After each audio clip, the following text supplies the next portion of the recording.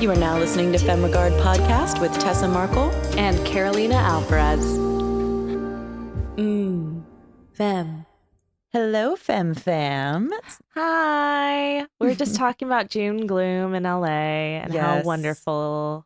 Yeah, not if you wonderful. guys are here in LA right now, like, what is going on? And if you're not in LA, if you're like on the East Coast, like where we're from, and it's beautiful over there, like, I know. what's going on? Over it. Hashtag over it. Why? I know. My mom's like, it was a beautiful day. Or like, at least for that, like over there, they commit. It's like thunderstorms. Like, yeah, bring me the thunder. But don't like leave me in this weird, like moody, overcast, right? But kind of cold. But then like 85 for 2 hours of the day. Yes. Like... yes. And then you're like sweating and like, you're like, wait, I wasn't ready for this. I overdressed or underdressed. You just don't know. Like, do I bring that throw on sweater or cardigan? I know, right? Like, yeah. Anyways, we just had to vent. I had to vent about it. It was like, it's been giving me some feels. Yeah. Like our topic today. That always gives us the feels. I know. Yes, our last topic for the season, editing. My gosh. We are at season 2, y'all. I know. How exciting.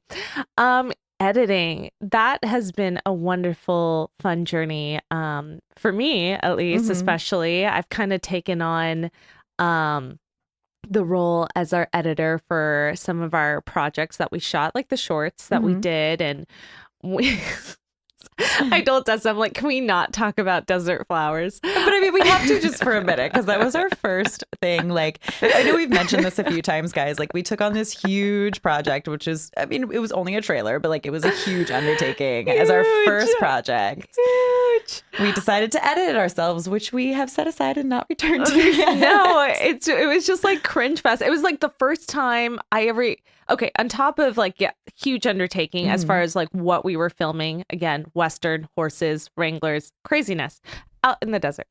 But then to like take your first stab at editing ever, yeah, I'm just like, It was a lot. The colors weren't working, and then like then we got someone to color correct, but he chopped off like the framing, he did the framing wrong, and then it's like, oh, I'm supposed to adjust that, but I have no idea how, because to me it just looks like everything was chopped off. So I don't even know.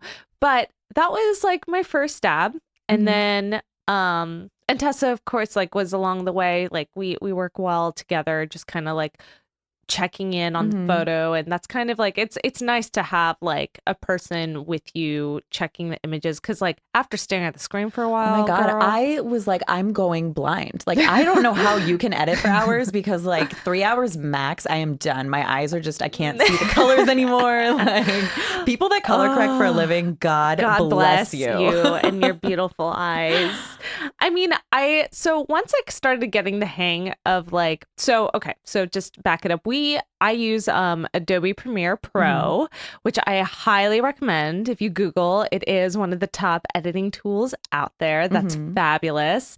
We do pay for the whole Adobe Premiere suite. So, the whole Adobe Creative Suite, my bad, which is around $60-ish, including tax, something like that. But you can buy like just single apps. I don't know what to call it. But like, let's say you just wanted Adobe Premiere or Photoshop. You can buy those separately, or even like a bundle of like 3. So just in case if any of you guys are out there starting to step into those waters, you have options of what kind of packaging you can choose. And then, I mean, there are still tons of other editing apps. I really do feel like Adobe Premiere Pro is the best. Yeah. I hear a lot of good things about Final Cut too. I think that's like up there with Adobe. I think those are probably the 2 main professional editing software, you know. And for color correcting, I'll get into it too. DaVinci Resolve. They have a free version, but it definitely doesn't go as in depth as the paid for version, of course. Which we've messed around with DaVinci, because what's great about that DaVinci Resolve, you can kind of transport the footage from Adobe Premiere into DaVinci and then vice versa. So if you really need to get in there to color tweak, I hear it has a lot more finesse Yeah. there. Yeah, because something we learned too, like I don't know if DaVinci is compatible with Final Cut or not, but Final Cut and Adobe are not compatible. So like if you have, if you're working with someone to edit something and they have one and you have the other, like you can't do that. Like there's no I think I just did a project with that. I think there is, but it's mean, like if you limited. You can't like use that file format. That file format. Mhm. You have to convert it into like an XML file or something. And now it's Which just, then you're like losing resolution and there's all those issues along with that. Yeah. But I mean, it's just you Google, my friends. yeah, Google all the technical stuff because it's not even worth us listing. Like I will forget it. Like, right. Yeah. But there are, exactly. There are other options. I mean, back in my iMovie days. I mean, yeah, honestly, like if you're doing something super, super simple and you don't want to like get into like super professional editing, all you need to do is chop some stuff together, do a little like iMovie is fine. I mean, I do like all my self-tape auditions, I edit on iMovie, like boom. Something like that. Yeah. It's totally fine and it's super easy. It's easy to learn like the basics of editing. If you start in iMovie, you're like, oh, okay, this is how you chop things together and edit sound and this and that. Like you get a handle for it before you get into, the big leagues. Oh yeah. And then I would say, and because DaVinci Resolve has the free version, I think if you want to step up and get something a little bit nicer, I would definitely check out DaVinci Resolve. And there's some tools that I've just gotten so used to in Premiere Pro, like the overlays and the timing that you can set to get clips to kind of fade in, fade out, like all those inner workings of it, I've really enjoyed. And not to get too technical with you guys here today at all, because I'm no expert. But everything that we've learned, like any technical words that we're using that you don't understand, we literally have Googled. Like we know something we want to do and we'll type it into Google and it won't be any technical terms. It'll be like how to fade out and let something dissolve. I don't know. Like and we're just describing what it looks like. We don't know what it really means, and then you find videos. There's so many tutorials. That's how we learned most of the stuff we know. Oh yeah. YouTube, like there's so many YouTubers who've gone into explanations. Not all of them are English. Some accents are native. a little thick. But you'll get the gist, and there are a lot of great tools. So it is possible for you to learn how to do this stuff. And of course, it's just by trial and error and practicing and having much patience. Because like once I started getting the hang of things, like after a while, I'll just like be boom, boom, boom. And it's like it just becomes second nature. Yeah. But for exactly, Tessa, like what Tessa was saying is just Google it. If you just don't know, because they'll literally like there will be a video of their like screen, they will walk you through it. You'll see where all the buttons are. Like it explains all of it. But I mean, if that even seems really intimidating to you, like you can hire a professional. I mean, that's what they're out there for, and it gets expensive. But, at the same time, especially if you're doing something that's, a longer short or a feature or something that you know that it's too much for you, like go ahead, spend the money on someone that knows what they're doing and they can get it done quickly. I mean, it's worth it. I would, if you don't know what you're doing, I wouldn't say go do your feature. Like, definitely hire someone for that. But if you got like a little clip, short thing, promotional, and want to take a stab at it, I think that's a less daunting thing because you'll lose patience quickly. I mean, like even our trailer was like a lot to handle. Now I can I feel more confident to go back and like tweak things, but to start it was like, oh my God. And then when you have a really slow computer like mine, oh my God, if your computer isn't top of the line, it's slow when it comes to editing software. Even when it is top of the line, if you don't have the top of the line and the extra cylinder, I'm saying it wrong. I feel like Mike would know what I'm saying. Processor, thank you. Calling in technique. He's got it. He's the processor and the things. It's gonna be slow because it just takes up that much space. But it does help. Even it does help having fast computer. So I'm actually investing towards a new MacBook Pro. If you're an Apple fan, MacBook Pro is rated one of the top computers to use, but there are other ones out there. I just from just if you want something mobile like me, because I like work with Tessa a lot. Yeah. I mean, because you really want a nice big screen too, so eventually I'll invest in that. But it just for something that works fast and I can take on the go. MacBook Pro. And if you're in LA like we are, there's a lot of post houses out here too. I mean, if you are interested, message us and I'll recommend some to you that I've heard about. But you know, there are places that, yeah, right. But there are places that, you know, you can either go in and use their hardware and their software to edit, or hire your editor to go in and do it there if they don't have all the equipment themselves. You know, I mean, any editor is probably going to have, you know, Adobe or whatever on their computer. But if this is a bigger project again, and they need a faster computer and bigger screens or whatever that they don't have, you can go to a post house. They have all that equipment there for you. Yeah. I mean, I'm sure there's places other than LA that have those, but if you're here in LA, there's a lot of them. Right. And if you are hiring an editor, by the way, our guest on this topic, we found from a site called freethebid.com, which is a database of female filmmakers. It's female directors, editors, colorists, writers, I think. I think so too. So it doesn't span like every kind of filmmaker, but you know, like the big ones. And they have like a lot of girls on there. It's a really awesome tool. Like I found some really cool people on there. Yeah. And they give you like their reels are on there and stuff, so you can see their work and like get to know if that's your vibe. Right. Because chances are when you're like going for choosing the right editor for you, there should have maybe some sort of, I mean, it's not a hard rule, but like a lot of them start to get like a style sometimes. Yeah. I mean, a good editor, though, can really do anything that you ask them. Yeah. But it's something to keep in mind. I think we'll go over with our guests, like the right communication on like how to get the look you want and how do you phrase that? What do you give them? Color scheme, all that stuff. Yeah, because I feel like, you know, any editor is going to know how to use the software. They're going to know how to edit something together and make it look professional. But, you know, if it's an editor that, say, the majority of their work has always been horror and you're doing horror, you know, like they're going to know how to achieve that like dark look that you want. They're going to know how to do, you know, the choppy whatever if you want that. Or, you know, like if you watch someone's reel and see what their style is or what their experience is in, and, you know, you're trying to narrow down and everybody's the same price. So how do you choose? That's a great way to choose, is to go with the person who knows the genre you're doing, you know, especially with like documentaries. I've heard a lot of people say like documentary editors, it's like a special skill.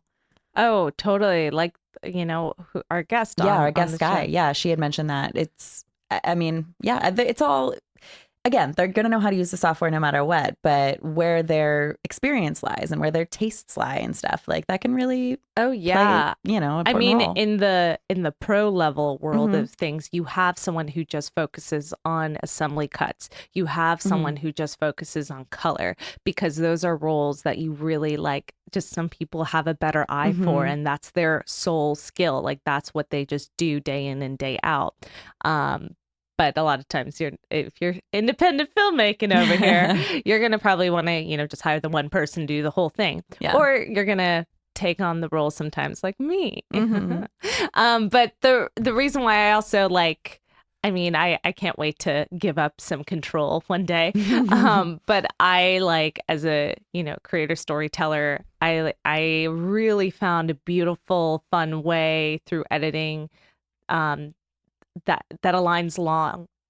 aligns with storytelling and how much of it does shape the whole picture. Yeah, I mean, the pacing when you're doing the assembly cut.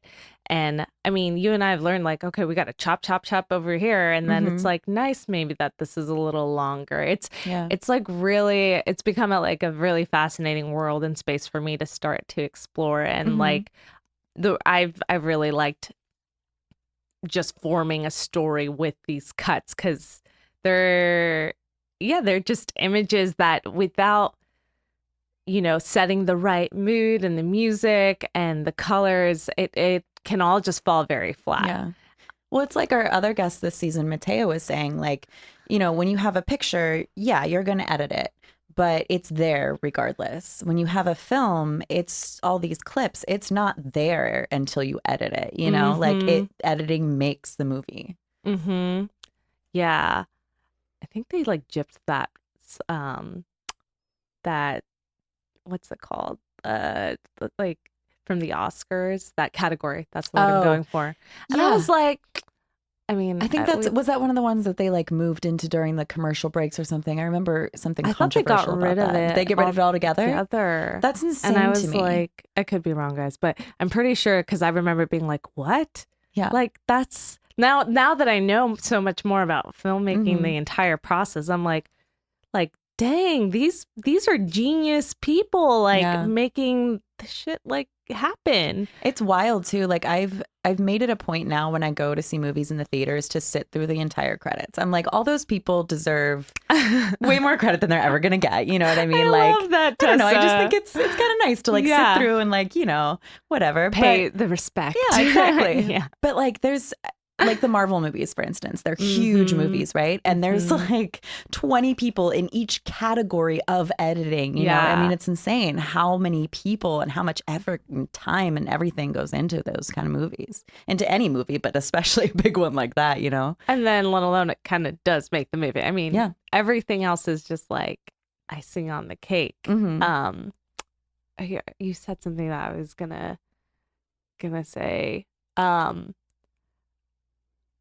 Okay, I don't know. We'll come back to it. But I think too, like sometimes, like how editing makes the movie is what we're saying, right? Sometimes, you do all your filming, you think you get all the shots you want and everything, or you run out of time and don't get all the shots you want. But then you see what you have when you pull it up on Adobe, and sometimes it totally changes where you thought you were going to go with a certain scene, or maybe the whole thing, who knows? But you see what footage you actually get, and then editing it together could totally change some things. I mean, that has with us with Desert Flowers. I know.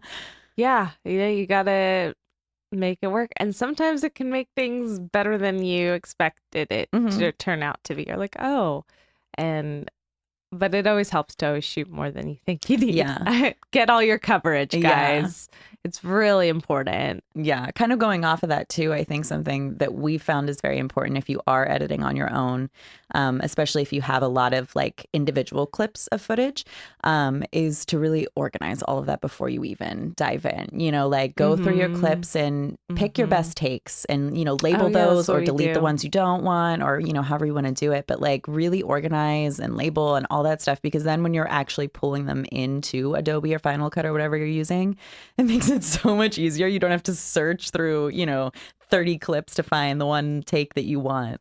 Exactly. That's actually a really great process that we always establish right before we get into it, because you're like, okay, yes, I don't have to like now watch all these clips as that just don't do that to yourself.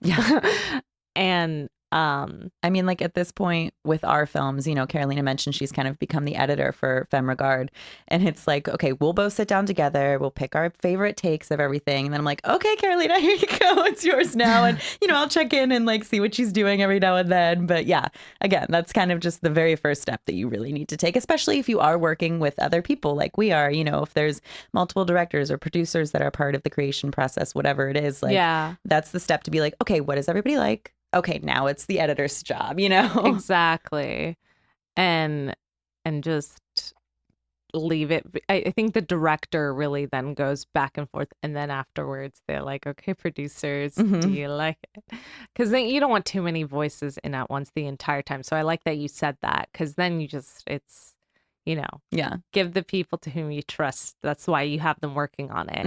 You don't want to badger the editor like nonstop. That's no fun either. Well, do we have anything else to say on editing, or should we jump into our inspo? Oh yeah. I guys, just take patience. Don't be hard on yourself, and and pay attention to cuts in movies and stuff, and like different genres. Just like note how they what kind of cuts they're using. Like just start to take note. And it's been really fun now to, like you said, that's probably where like watching films, you were talking about the credits, but I like in general just like noticing, oh, like this color looked a little sloppy here. No, I'm actually surprised. You do now. Yeah. I'm like, ooh, those shadows are like peeking over there. But no, in general, like just the cuts, I think can really be something you learn the pacing through films, and like even count the cuts. Like it's kind of interesting to see. I know There Will Be Blood. I think there was like so many like I think there was a moment in that film where there were like no cuts. Like I think the very opening. So it's just really, it really establishes a mood. So it's just like, you know, as you're entering in that world, it's always great again to watch and take in and see what's already been done great. Yeah. You know, as you learn. It's like once you're a filmmaker, you never watch movies the same again. Like, you can't just sit and enjoy a movie. You notice all those things, you know? Yeah, so true. But yeah, I'll go into the inspo of the week. So something I've been doing fun on my personal Instagram page, which is Carolina, spelled like the state Carolina, but don't you ever call me that, _Lolita08, is I like to post some writing tips in my stories, and a lot of great inspiration that I get for those, or, you know, that I copy onto it or, you know, post onto it, is from a site called medium.com. And it's just a website platform for people, I wouldn't say, well, they kind of are like blog posts, but they're articles, blog posts on so many different subjects. So you can narrow filtering your search to like writing, like I did, and like, you know, whatever. I'm sure there's great filmmaking. I've just been like in writing mode for the project that Tessa and I are coming up with next. And so there's just so many great topics. Literally, though, you can go from psychology to like economical shit. So it's a really great resource. So great for inspiration. So as we talk about inspiration at the end of every one of our personal episodes here. So I just wanted to share this great one because it's on writing, of course. Like I said, I'm focusing on that, but I think it's also a great like life. You can take this into life. And so this is written by, shout out to Barry Davret. He's become one of my favorite follows. And so he was talking about like this article is the quote unquote other destructive self-talk nobody talks about, which again, you can goes deep into life. And so this is what average writers, average people do. And he said, average writers write when the mood strikes them. Average writers learn something and never put their knowledge into practice or test it in the real world. Average writers let rejection break their commitment. Average people look for shortcuts, blow minor risks out of proportion, stop after the first rejection or failure. Average people do enough to get by and then coast. Hashtag not me, hashtag moving on. What do superstars do, Tessa? Tell me. Superstars take reasonable risks. Superstars keep going when they fail or face rejection. Superstars never rest on their past success. So I just love that because, I mean, he goes into this article like, you know, changing the voice in your head, change your behaviors. I'm right now trying to challenge myself to, you know, push myself out of, staying comfortable, like really going out there out of my comfort zone to achieve. And I feel like that's when you're like rubbing, I don't know what I'm trying. There's like there's an idiom for this, but like when you put yourself in uncomfortable situations, even if it's like, oh my gosh, for acting, it's like improv, or like comedy, like, you know, doing stand up for the first time, like challenge yourself, take yourself out. If you're a creative, like put yourself out there. It doesn't even have to be like, you know, for writing per se. And I think beautiful things happen. You'll be surprised and just there's some famous quote, I don't know who said it, but I think it's like the most growth happens right outside your comfort zone. Gandhi or some shit. No, I don't know. Jesus Christ. Quote by Jesus Christ. But yeah, I think as a writer, just to tune it back to writing, you know, don't just settle for, okay, this was an okay script, I'm gonna let it coast by. Okay isn't ever good in any situation. You always gotta just like, even in editing, like, okay, I think that looks okay. Well, that's what other people are gonna see. They're not all dumb, deaf, and blind.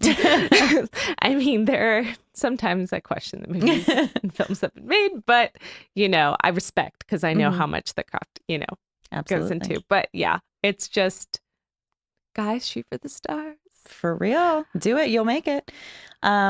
But yeah, I like that little inspiration for writing. And so medium.com, guys, it's super great. This isn't like a promo thing, but I really enjoy that site. I think there's some really great inspirational stuff that you can find for yourselves.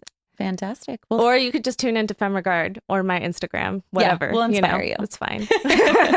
No need to go anywhere else. We'll inspire you. Exactly.